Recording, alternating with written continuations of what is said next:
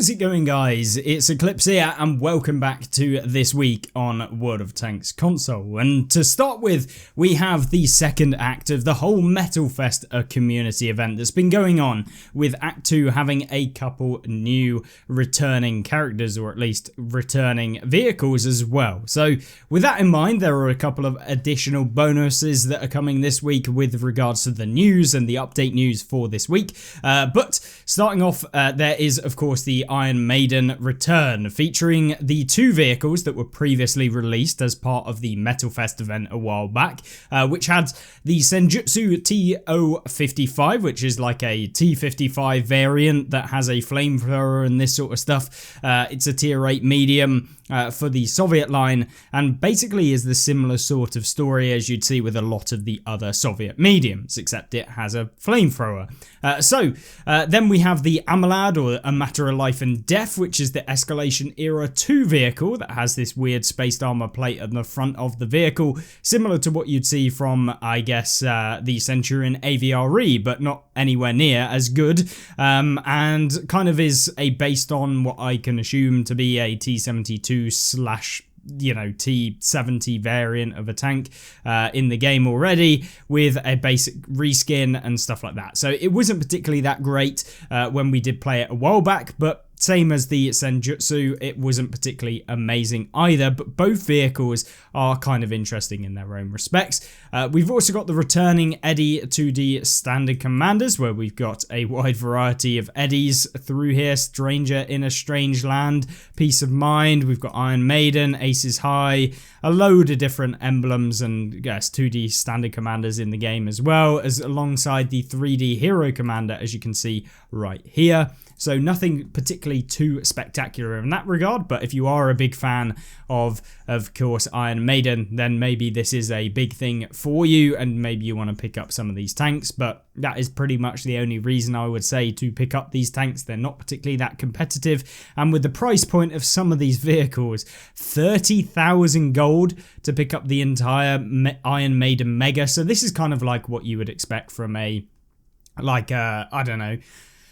super fan. If you're a big fan of Iron Maiden, you play World of Tanks, maybe you'd spend like £90 or whatever the ridiculous price tag is to pick up two tanks and a load of standard commanders, bearing in mind that you're probably not going to use 90% of these standard commanders. You're probably going to use the 3D hero and swap between all of the crews.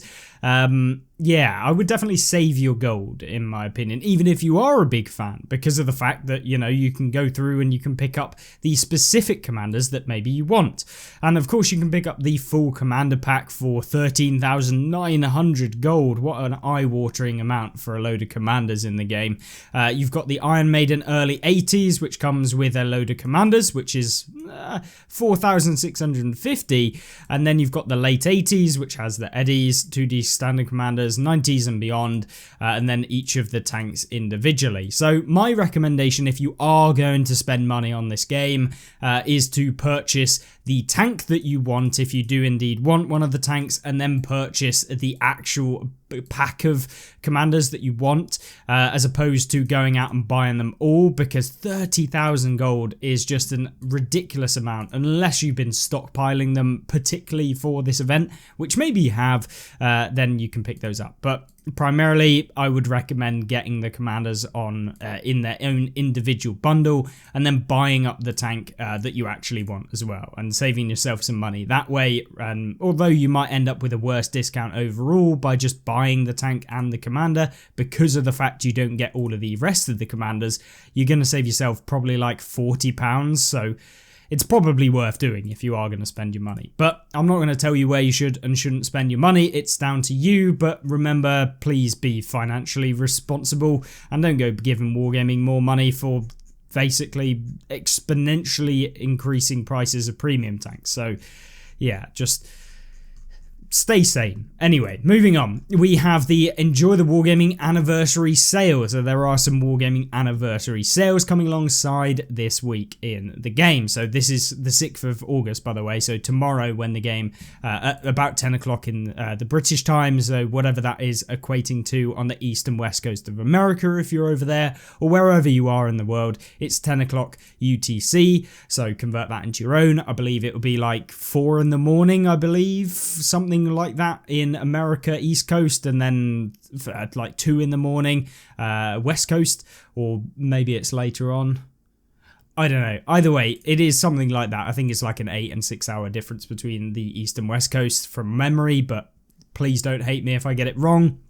But this is available till the 27th of August, so this is a much longer event. You got 3 weeks of 25% discount on all equipment, 50% discount on all available cosmetics, which includes skins. So skins are on sale for 50% off. A great time to purchase some of them if you're interested in picking up skins. This is usually the time at which I will pick up skins that I'm going to use throughout the year, as skins are pretty much the only thing I spend my gold on in the game now. And then vehicle XP to free XP conversion bonus is the best time that you possibly can have, basically. Sometimes they do 1 gold for 40 free XP, but 1 gold to 37 free XP, it's basically a 50% bonus to vehicle XP when you convert to free XP. So if you are spending money on getting free XP, it's a decent time to do it.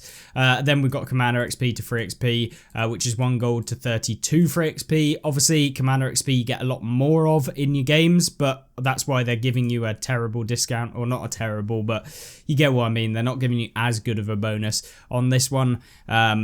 At least, yeah, maybe the base cost is lower as well, but it's not as good, basically. So if you are going to convert and you have vehicle XP, do that rather than your Commander XP. In addition, you can also find anniversary bundles, and these bundles are... yes, this is where it gets a little bit controversial, because they're releasing the low tier vehicles, and I'm talking FCM Pack 40, which is a literal blatant overpowered little piece of garbage that Wargaming created, with 400 meters view range at tier 3, that has a DPM that is pretty outrageous, 1750 for a tier 3. It's basically invisible and has insane view range. And yes, they're selling it again for 850 gold. It's 30% off. You got the Su-76I, which is like a little Soviet vehicle, similar to the Su-100, but smaller and obviously lower tier 3. You got the Tetrarch, which is like a tier 2 light tank, Panzer 2D, TKS-20, the Panzer 38, and the T2 light tank, all of which I would never say recommend going and buying them, because those low tiers are literally the worst, man. They're just so boring, but you're playing against people that have never played the game, and it just feels... it's not enjoyable from my opinion, and I'd much rather have at least a challenge in my games than playing the low tier. So yeah, I don't get why they're selling some of these bundles. They didn't even give us cool bundles that were like higher tier vehicles that are kind of nostalgic, things like the CDC or stuff like that would have been kind of cool to have as part of the anniversary. Maybe 1 vehicle from each year of the game being released would have been a nice little addition. Yeah, that would have been kind of cool, like the 2015 release premium tank, and they would pick one of those, and then the 2016, 2017, 2018, all the way up to current day. And of course, Wargaming's been around, at least in terms of on console, for over 10 years now. So having, 10 different vehicles that you could pick, one from each year, not necessarily the best premiums, but maybe just some of those that are kind of iconic, CDC, Super Pershing, all of these kind of iconic vehicles through the past and the present. Would have been cool, but they didn't go that route, so maybe in the future they'll kind of think about that. Vehicle XP boosters are on sale. If you want to save yourself a ton of time in the game, as I always say, the best thing to do is the ×5 vehicle XP boosters.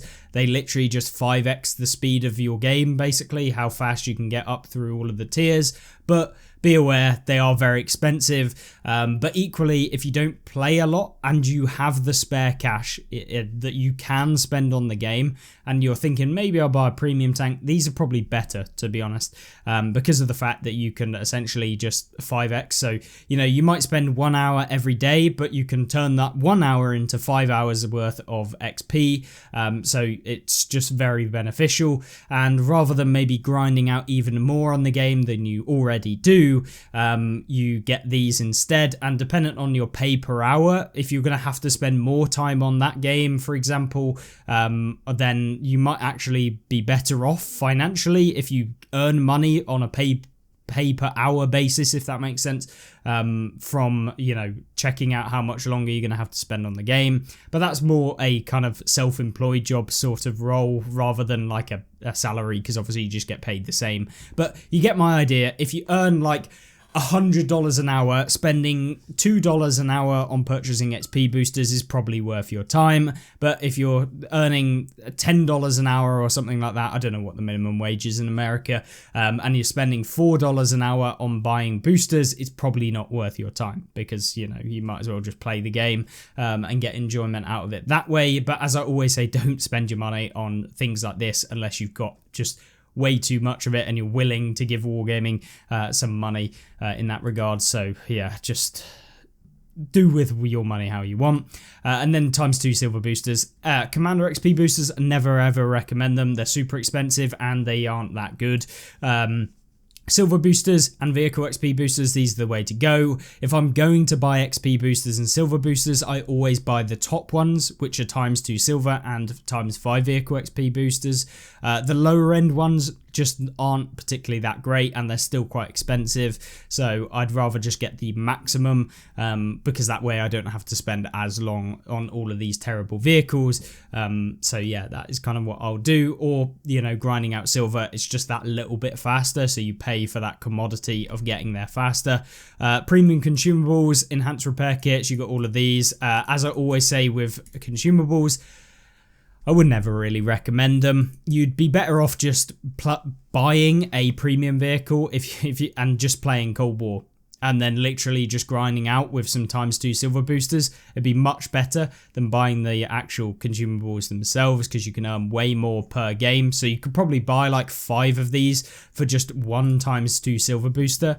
So considering that you could buy 5 of them, you'd probably get like 500 rations for the same price. So yeah, I mean, well, maybe not, because the boosters are more expensive, but you get my drift. That's probably the way I'd go, rather than buying up the actual stuff from the game. So either way, moving on, we do have the Discord. So they gave out a couple of information about next week. So Purple Heart Day, so deal damage 0.5 times of your maximum health in a battle, and you will receive 150 or more damage in the battle, and you'll get a Purple Heart emblem. A tank war chest refresh, so they've got new rare and epic vehicles in those, which are the double tap TS54, which was garbage, not worth it at all. It's a dual barreled tier 9 American medium / heavy that does neither role, and is pretty garbage.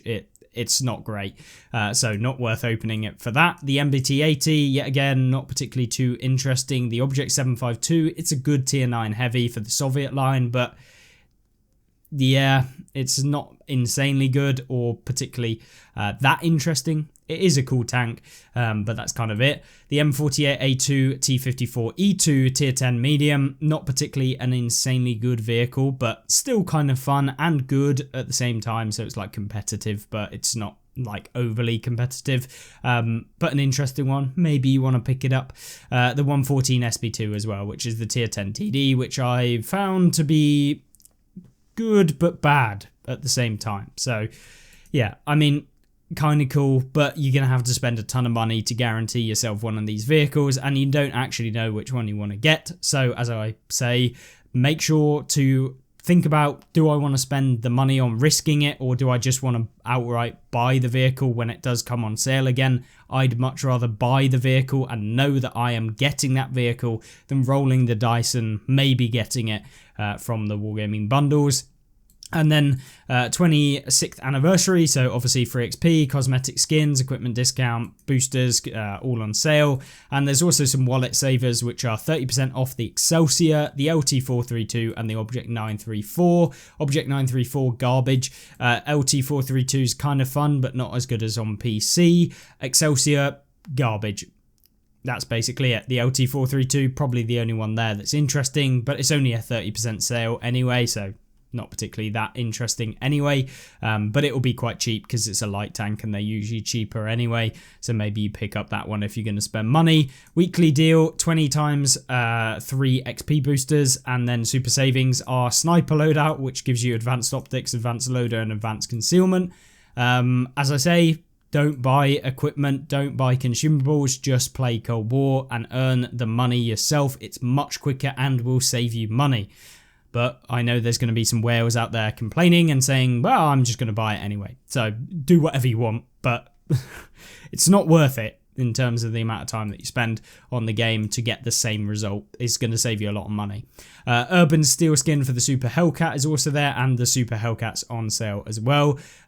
So yeah, kind of cool. Super Hellcat's quite fun. It's a good vehicle and basically a Hellcat at tier 7 that has a little bit more armor, but it's not got that much armor, but has better DPM and that sort of thing. So it's a fun tank.